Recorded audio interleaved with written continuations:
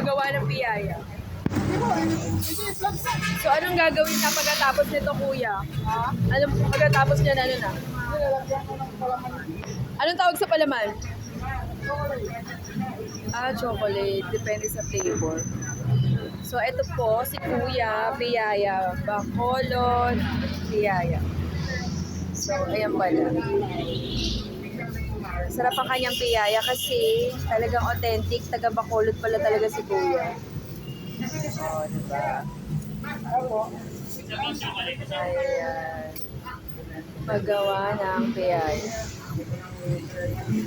Tingnan na natin. Tapos Kuya, may bumili.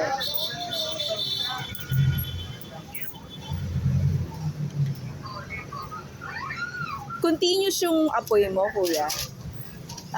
Kahit nawala? Nakuhulog.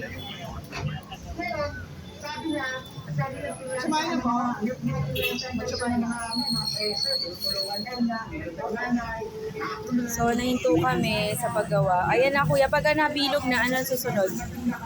Ipaplat na siya. Pero kailangan mainit yung lutuan para Sobrang init. maglamig ng piyaya. Hindi siya matigas. So dapat mainit na mainit. Tama lang. Tama lang. Pag mainit din, Hindi rin maganda. hindi rin maganda kasi nalusyon na kagad. So, ayan. So usually, gaano ka tinatagal, Kuya? Yung Pagka nilagay na sa init? makaramdaman mo na Kasi nagbabrown na, ano? Yung mga nagugutom, no?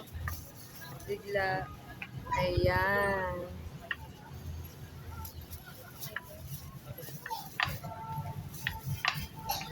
So may particular ba na harina na dapat bilhin para sa paggawa ng piyaya, Kuya? purpose ka.